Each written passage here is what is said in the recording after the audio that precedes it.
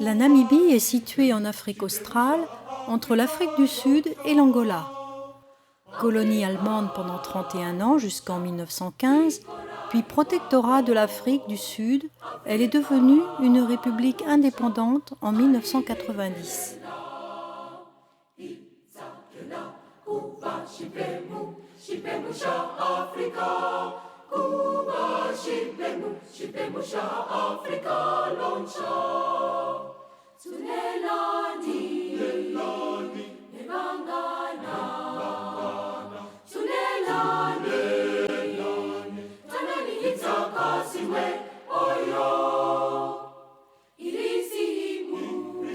C'est mon 7e voyage dans ce pays que j'affectionne tout particulièrement. J'ai déjà visité les sites les plus touristiques, les célèbres dunes de Sossusvlei,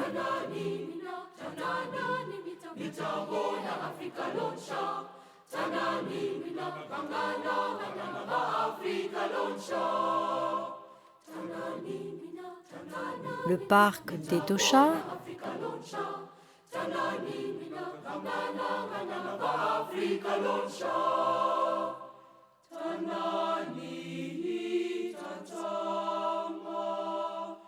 et les chutes des Pupas.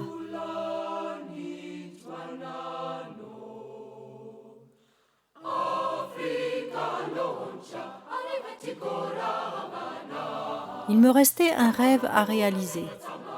Aller tout là-haut, au nord-ouest du Kaokoland, jusqu'à la rivière Kunene, frontière naturelle avec l'Angola, territoire isolé des Himba et des éléphants du désert. Les vallées de Marienfluss et d'Hartmann sont les régions les plus sauvages de Namibie. Alors, en route!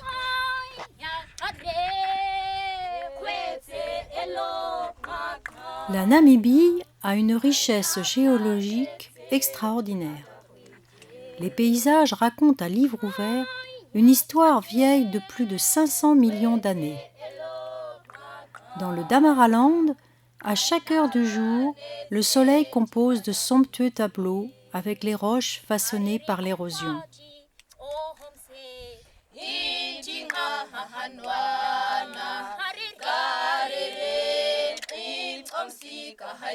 Une flore étonnante s'est développée, dont la Welwitschia mirabilis, plante millénaire,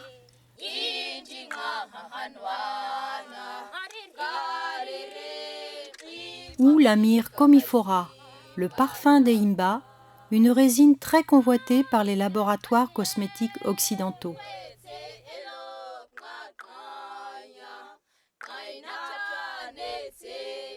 Panorama spectaculaire. Mais ici, ce soir, interdiction de se balader, car un lion rôde. Dans le Damaraland et le Kaokoland, il y a peu de fermes, donc peu de clôtures comme dans le reste du pays, et les animaux circulent en toute liberté.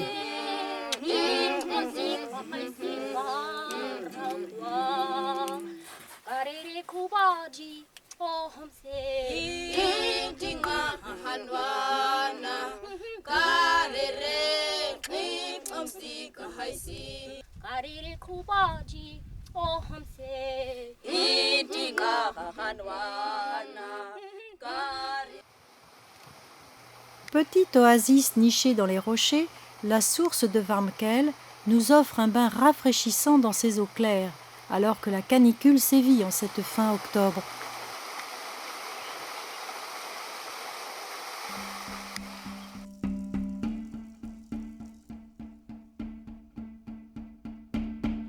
Le village de Sesfontein est souvent l'étape la plus lointaine pour la majorité des voyageurs. C'est aussi la seule pompe à essence à 300 km à la ronde, quand elle n'est pas vide. Première rencontre avec des femmes Himba. Et leur cousine Herero qui porte encore des robes victoriennes.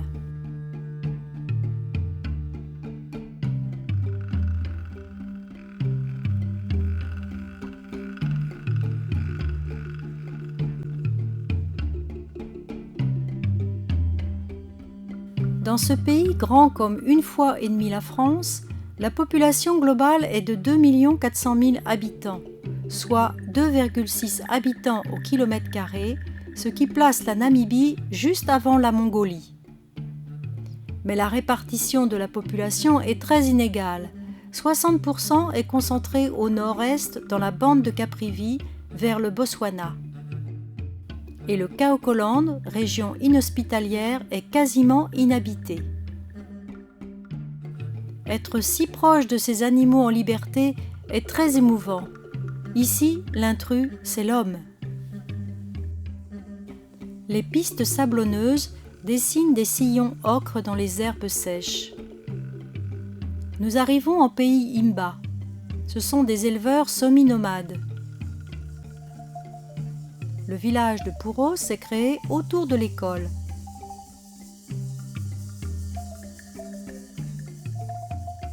Les enfants Imba venus des campements dans les montagnes y vivent avec un membre de leur famille pour les garder. Les quelques maisons sont clairsemées. Un campement permanent proche de Puros reçoit les touristes qui doivent être accompagnés d'un guide. Ils paient un droit d'entrée. Cela a l'avantage d'éviter qu'ils ne s'invitent inopinément ailleurs dans d'autres campements.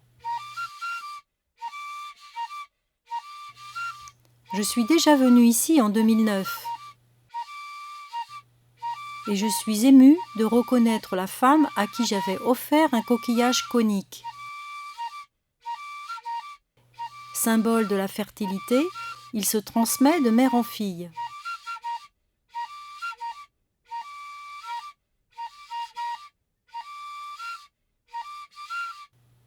Elle est heureuse de me montrer le collier qu'elle a fabriqué.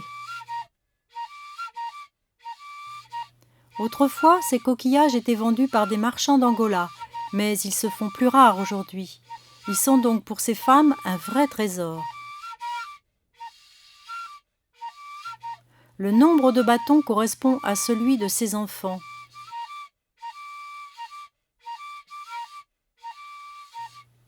Démonstration de la toilette quotidienne avec l'ocre. Les femmes me semblent moins enjouées qu'il y a 7 ans. Sans doute sont-elles lasses de faire leur cinéma et leur camp est devenu un magasin de souvenirs. En s'éloignant de Puros, les Imba seront moins sollicités et les rencontres seront plus spontanées.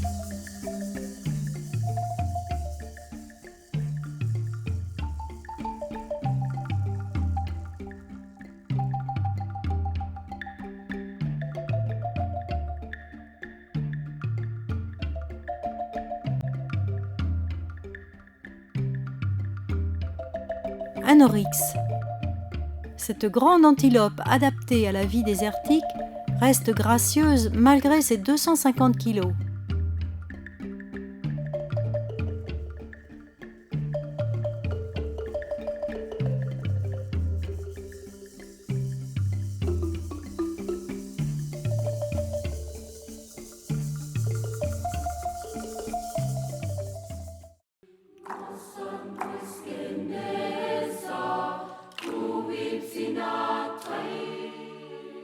Notre piste va emprunter les lits des 2 rivières, Warosib et Kumib, à la recherche des éléphants du désert. Nous ne tardons guère à croiser une femelle et son petit. Je les trouve attendrissants.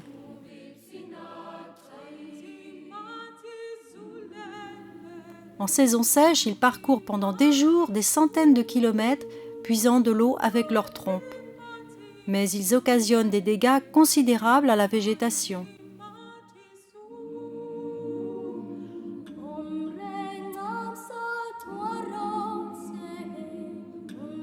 Les pachydermes ont la peau sensible, aussi ils se jettent de la boue et de la poussière pour se protéger des insectes.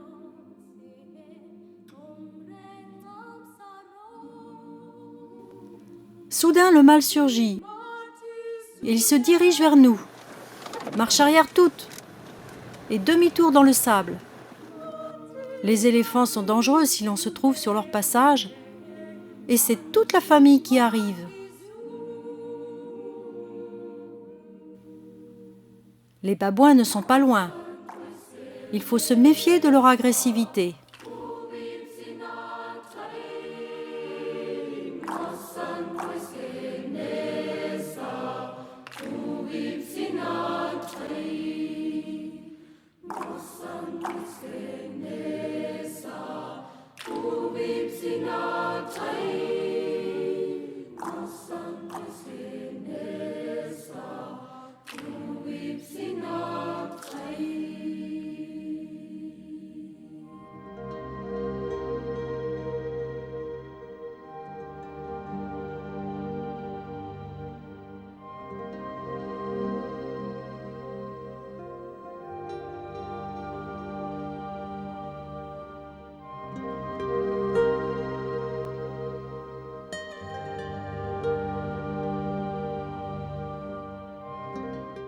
Une belle rencontre. Ici, les voyageurs sont très peu nombreux. Elles acceptent spontanément notre présence.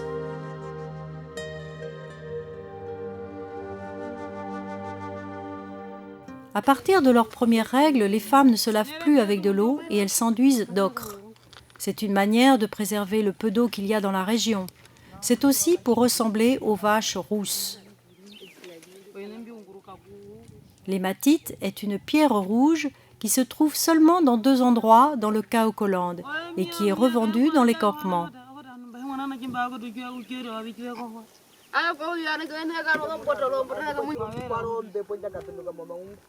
Elle est réduite en poudre et malaxée avec de la graisse animale. Les femmes refont leur natte environ tous les 3 mois. Désormais, elles ont remplacé les poils de vache par des extensions synthétiques. Et elles disposent de miroirs.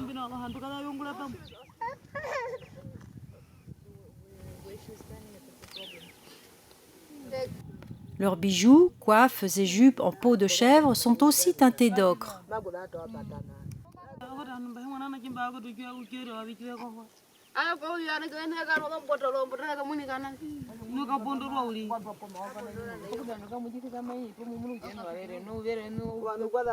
Le corps des bébés est également enduit de cette graisse pour les protéger du soleil et du froid. Chaque étape de la vie est symbolisée par un changement de coiffure. Les bébés garçons ont le crâne rasé, sauf une bande qui sera tressée plus tard en natte. Elle sera dédoublée à la puberté, puis couverte après le mariage.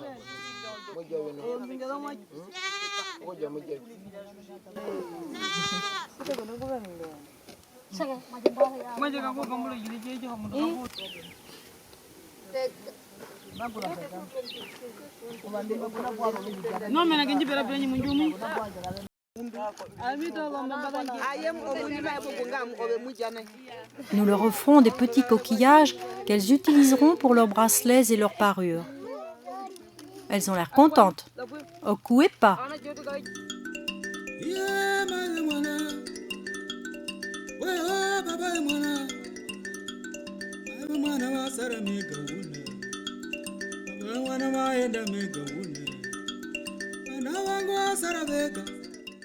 L'école de Rupembe a été réalisée par un architecte qui vit dans la région.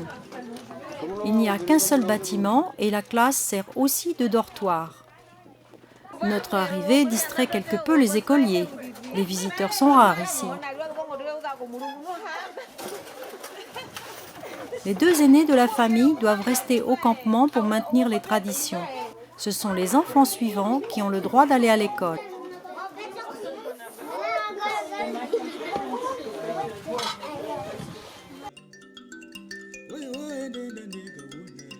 C'est la seule épicerie de ce minuscule village dans cet endroit totalement perdu et on y vient de loin.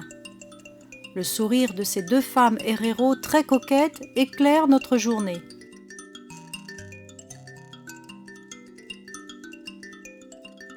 La colline domine un panorama à perte de vue. Ce même architecte a réalisé le petit lodge d'Etambura destiné aux touristes. Il est géré par la communauté Imba qui reçoit des revenus directs grâce à cette initiative financée par un mécène. La piste devient difficile et nécessite une bonne expérience tout-terrain. Mathilde, notre jeune guide, la connaît bien. Les freins de ce pick-up de livraison ont lâché dans la pente et il a pris feu. Des tonneaux de couleurs marquent les grands carrefours dans cette vaste région.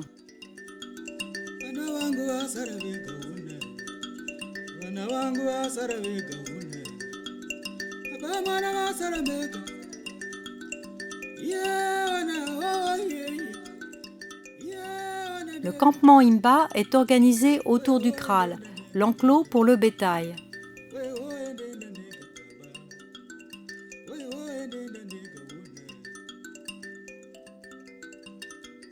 Nous pénétrons dans l'immense vallée de Marienfluss, le but de notre petite expédition. En cette saison, c'est un océan d'herbes blondes. La chaleur est écrasante. Le ciel nous offre un bleu pur, pas un bruit, pas d'insectes volants. Le silence est quasiment absolu, si ce n'est le bruit de nos oreilles, de notre respiration. Une expérience nouvelle et rare. Nous marchons sous le cagnard. La gorge est sèche. Est-ce la soif ou l'émotion devant tant de beauté ?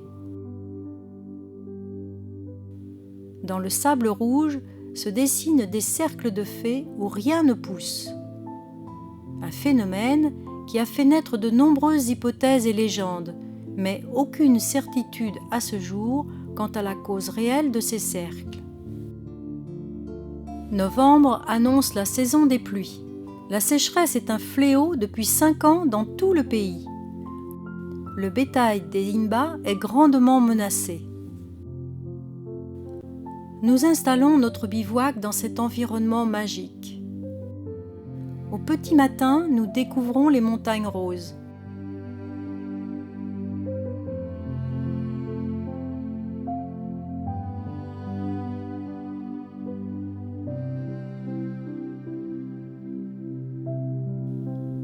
Tout proche de nous, un petit campement Imba provisoire.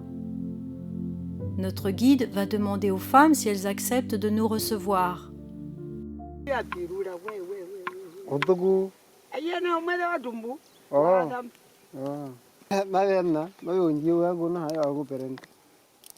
Les hommes sont partis avec le bétail. C'est leur capital, puisque la vente des bêtes leur permet d'acheter des céréales, des objets courants et aujourd'hui, des téléphones portables et des véhicules. Un Imba sans troupeau n'est pas un Imba, disent-ils. Les vaches qui donnent leur lait représentent aussi un lien sacré avec les ancêtres. Les filles ont 2 grosses nattes qui leur tombent sur le front jusqu'à 10 ans. À la puberté, les nattes deviennent de petites tresses. À l'âge du mariage, elles sont ramenées sur l'arrière de la tête. La vie de semi-nomade oblige les Imba à se limiter aux objets utilitaires essentiels qu'ils confectionnent eux-mêmes. C'est pour cela qu'ils n'ont aucun artisanat, hormis leurs bijoux, bracelets, colliers, ceintures, pendentifs, qui sont fabriqués en fer, en bois, en cuivre et en plastique. Alors ici aussi, notre distribution de coquillages fait des heureuses.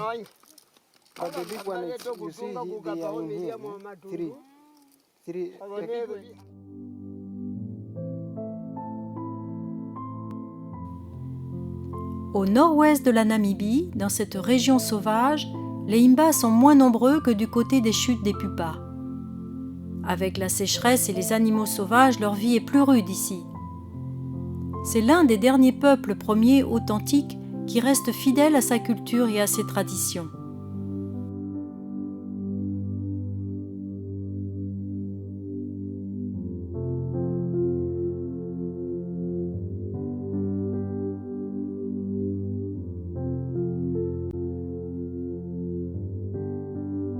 Voici le café du minuscule village de Marienfluss, où bien sûr, il n'y a que des hommes.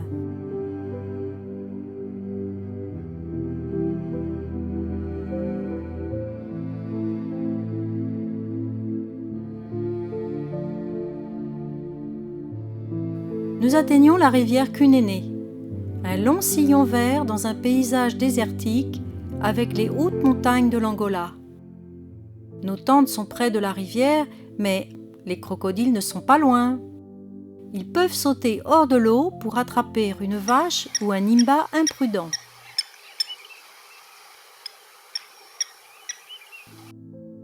Pour les imbas, la Kunene n'est pas une frontière, puisque c'est par l'Angola qu'au milieu du XVIe siècle, un groupe de pasteurs de langue bantoue est arrivé de la région des Grands Lacs, au nord-est de l'Afrique, à la recherche de nouveaux pâturages. Ils se fixèrent dans le Kaokoland. Au XIXe siècle, ils seront dépossédés de leurs troupeaux par les Hereros et ils retraverseront la Kunene pour se protéger en Angola, où ils deviendront chasseurs-cueilleurs. On les nomme alors Imba, ce qui veut dire mendiants. C'est seulement en 1920, avec la colonisation sud-africaine, que les Imba retrouveront leur terre du Kaokoland. Puis, pendant toutes les années de guérilla, avant l'indépendance de 1990, les Imba sont restés isolés et éloignés du monde moderne, ce qui explique qu'ils ont pu ainsi préserver leurs traditions.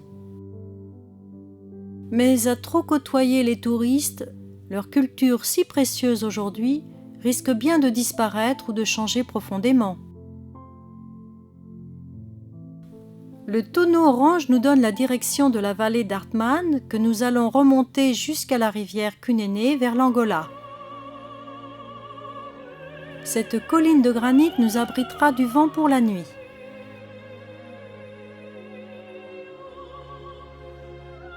Là-haut, le panorama me semble irréel. L'horizon est à plus d'une vingtaine de kilomètres. Avec ce ciel voilé et la nuit tombante, l'immensité peut sembler hostile et angoissante. Ce paysage désolé et ce silence me donnent au contraire un sentiment de liberté et de plénitude. La nature sauvage et toute puissante me donne sa force et son énergie. Je me sens tellement vivante et heureuse que j'en suis euphorique. C'est pour cela que j'aime tant la Namibie. Se réveiller dans cet univers est un enchantement.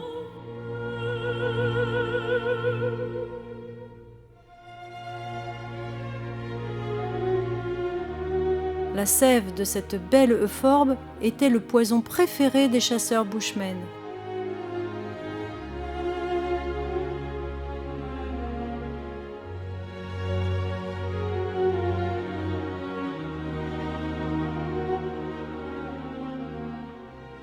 Les zèbres font leur show avec leurs rayures qui s'effacent pour tromper les prédateurs. De petites dunes bordent la rivière et au loin, les montagnes de l'Angola semblent sinistres. Nous longeons la côte des squelettes et le courant glacial du Bengala couvre souvent de brouillard cette étrange région. Ce paysage ouaté est apaisant. Une belle descente.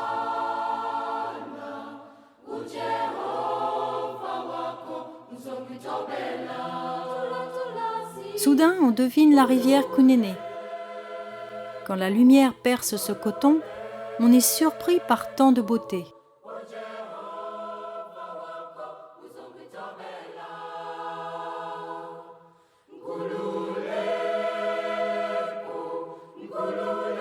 La silhouette trouble d'une femme Imba surgit au bord de la piste et nous croisons son troupeau.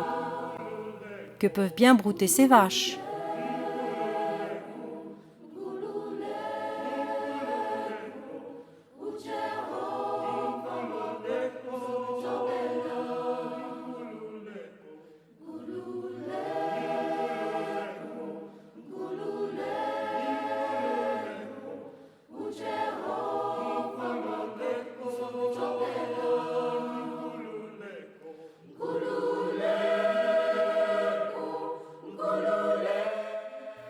Un seul arbre au milieu de nulle part. Bienvenue pour notre pique-nique.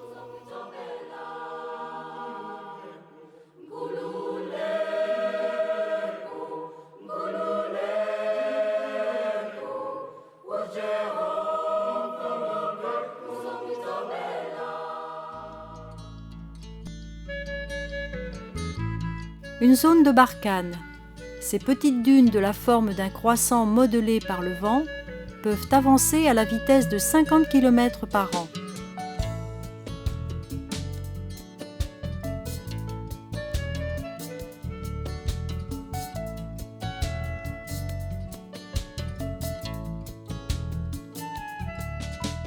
Des suricates, les sentinelles du désert, ce sont les animaux les plus drôles que je connaisse. Ils se relaient pour veiller sur toute la famille qui vit dans un grand terrier.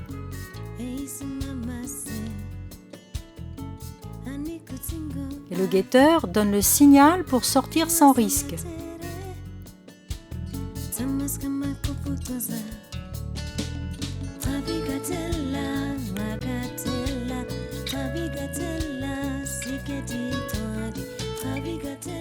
Cette région caillouteuse nous offre un panel de plantes endémiques.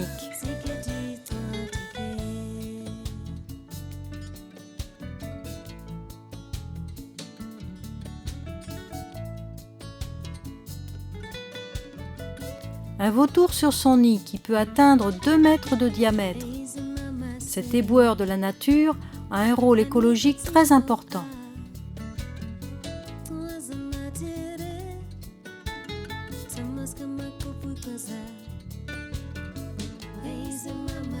La piste est tellement monotone et rectiligne qu'il faut signaler les virages.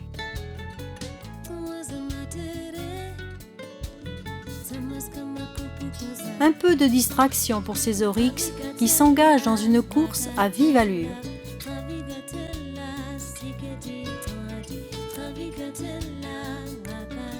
Nous quittons cette zone, à vrai dire, plutôt lugubre. La Namibie, c'est aussi cela. Un désert contrasté, parfois aride et hostile, mais tellement envoûtant. Et dans la bande de sable se dessine la coulée verte de la rivière Warosibe qui traverse Pouros.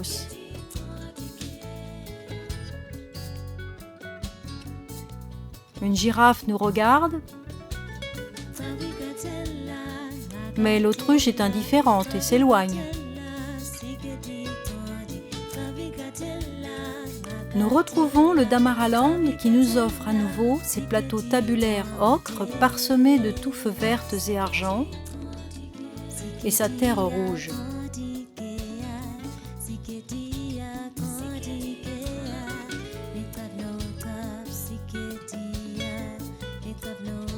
Les minuscules et rares hameaux sont d'une extrême pauvreté.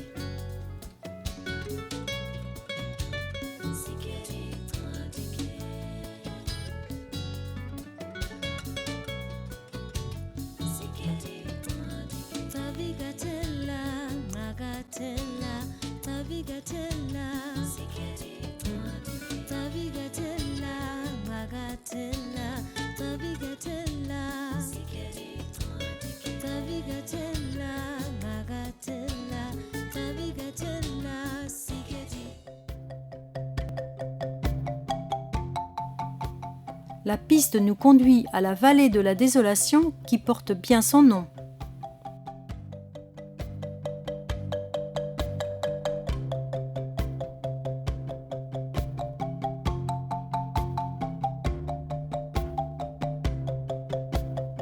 Notre nuit dans le lit de cette rivière fut perturbée par les rugissements d'un lion. Il rôde tout comme les hyènes et les chacals. La règle est de ne pas mettre le nez hors de sa tente, ni de laisser traîner de la nourriture. Les accidents graves ne sont pas rares. Au petit matin, une antilope springbok joue à cache-cache.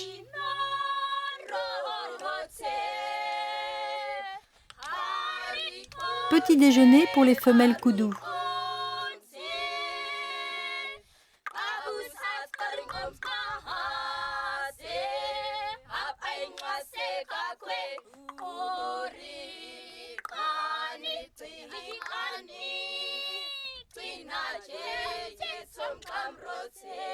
Mise en jambe pour les pintades, et elles sont prioritaires sur la piste.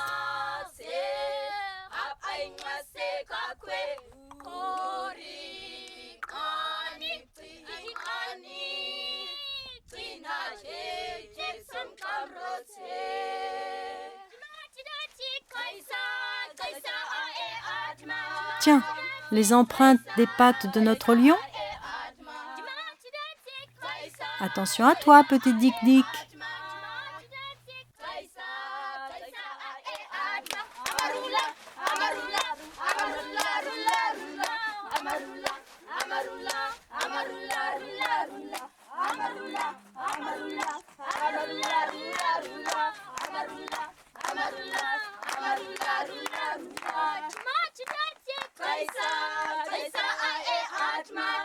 Qui va gagner, Autruche ou Oryx? Tous deux peuvent atteindre 90 km/h.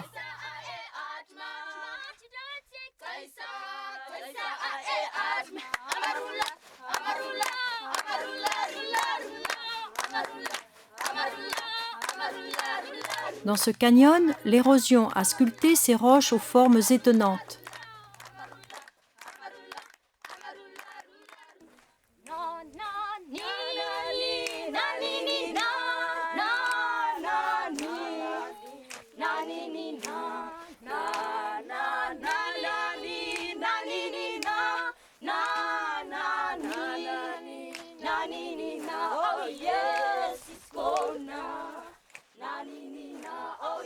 J'aperçois au loin un troupeau d'éléphants autour des réservoirs du village. Un 4x4 de touristes, pourtant rare, s'y trouve par hasard. Les enfants ont quitté l'école du village pour se réfugier plus loin en attendant le départ des éléphants. La cohabitation entre la population et les éléphants est souvent compliquée. Les retardataires hâtent le pas pour rejoindre leurs aînés.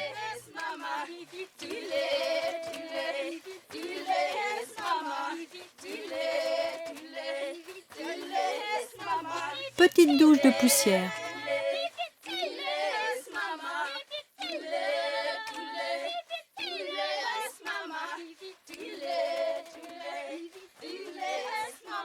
Et la petite famille s'en va.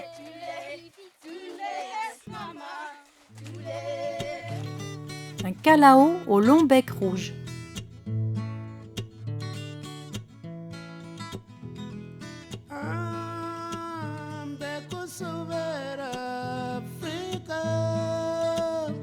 Ce soir, un vrai camping dans le lit de la rivière.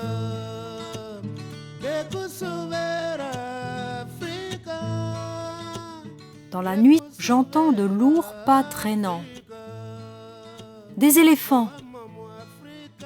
Effectivement, ils ont traversé notre camp et leurs grosses pattes ont frôlé ma tente. Dans le massif du Brandberg, la White Lady est un site archéologique qui possède le plus grand nombre de gravures peintes sur roche d'Afrique datant de 2000 ans. Un cortège de chasse aux détails étonnamment précis et fins.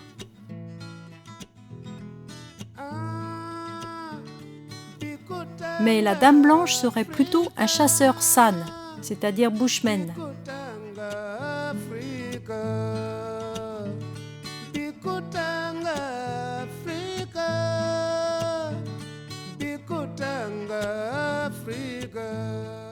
Qui l'eût cru? Les damans font partie de la famille des pachydermes. Ils maculent les rochers de leur urine pour marquer leur territoire.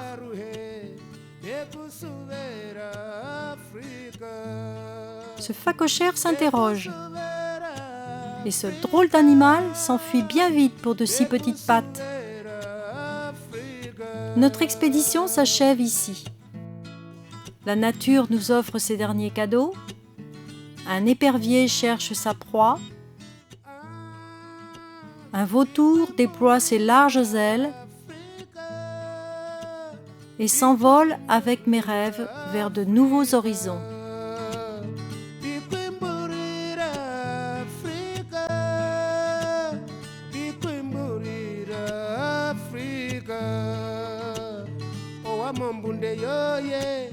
Imerire warwe owa mumbunde yoye imekudhembi bekusubera